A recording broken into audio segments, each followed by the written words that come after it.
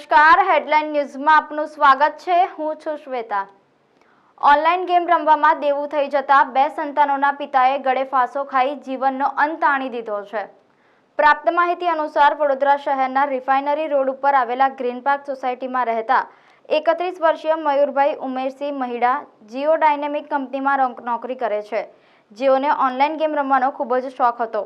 આ ગેમ રમતા રમતા મયુરભાઈને દેવું થઈ જતા બાકી લેણદારોએ ઉઘરાણી શરૂ કરી હતી, જેથી માનસિક રીતે આવેશમાં આવી જઈ મયુર મહિડાએ પોતાના ઘરે ફાંસો ખાઈ જીવાદોરી ટૂંકાવી દીધી હતી। બનાવ અંગે વડોદરાના ગોરવા પોલીસને જાણ કરાતા પોલીસે મૃતદેહને એસએસજી હોસ્પિટલ ખાતે ખસેડી આગળની કાર્યવાહી હાથ ધરી છે। હાલ તો પોલીસે આપઘાત કરનાર મયુર મહિડા પાસેથી સુસાઇડ નોટ પણ મળી આવી છે, જેમાં તેણે લોન ભરપાઈ કરી દીધી હોવા છતાં પણ કેટલાક કિસ્મો તેને મોબાઈલ ફોન પર ધમકી આપી અને તેના ડોક્યુમેન્ટનો દુરુપયોગ કરવા સાથે સોશિયલ મીડિયામાં તેને બદનામ કરી નાખવાની પણ ધમકી આપવામાં આવી રહી હોવાનો ઉલ્લેખ કર્યો છે। આ સમગ્ર મામલે ગોરવા પોલીસે મૃતદેહને પોસ્ટમોર્ટમ માટે એસએસજી હોસ્પિટલ ખાતે ખસેડી સુસાઇડ નોટ કબજે કરી ઝીણવટભરી તપાસ હાથ ધરી છે। જે ભાઈ અત્યારે એક્સપાયર થઈ ગયા છે, એમનું નામ મયુરસિંહ ઉમેદસિંહ મહિડા છે, જે મારા ભાઈ થાય છે, કઝિન બ્રધર થાય છે ભૈયા। અને ગોરવા હાઉસિંગ બોર્ડમાં એ રહે છે તે એકડી વસ્તુ। અને કંઈક એમના મોબાઈલ પરથી ને જે ચિઠ્ઠી લખીને આપી છે, મૂકીને ગયા છે, સુસાઇડ નોટ જે લખીને મૂકીને ગયા છે, એમાં એવું લખ્યું છે એમને કે ભાઈ મારી પર દેવું વધારે થઈ ગયું હતું, ઓનલાઈન ગેમિંગ રમી રહ્યા હતા। હવે ગેમિંગ કઈ હતી એ તો અમને બી નથી ખબર, એમના મોબાઈલમાં જ છે બધું, જે મોબાઈલ અમે પોલીસ ચોકીમાં જમા કરાયેલા છે બંને। અને સુસાઇડ નોટમાં એમને અપડેટ એવી આપેલી છે કે ભાઈ મારા કંઈક આપણે અશ્લીલ વિડીયો, જે ન્યૂડ વિડીયો કહે છે તે એકડી વસ્તુ માટે તે વોટ્સઅપ પર એમને મેસેજ ન્યૂડ વિડીયો અને બધા કંઈ વાયરલ કરવાની વાતચીત કરી રહ્યા હતા તે એકડી।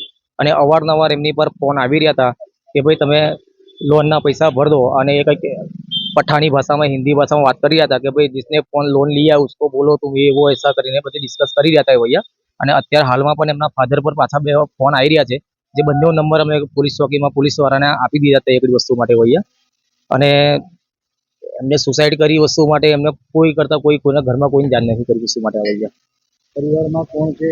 એમના પરિવારમાં એમના વાઇફ છે, જે અને પછી બે છોકરા છે। એક છોકરાની ઉંમર, એક છોકરો જે છે એની ઉંમર 1 વર્ષ છે, છોકરીની ઉંમર 4 કે 5 વર્ષની છે।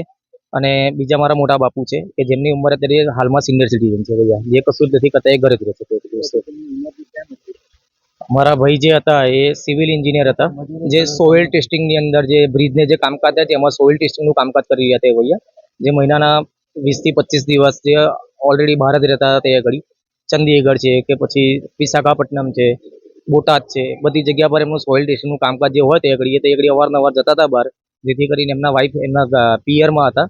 અને ગઈકાલ સાંજે જાણ થઈ અમને, ત્યારે પછી ઘરે આવ્યા તે બધી વસ્તુ, અને એમની ઉંમર 31 વર્ષની હતી। બાળકની અંદર એક વર્ષનો છોકરો છે અને 5 વર્ષની છોકરી છે।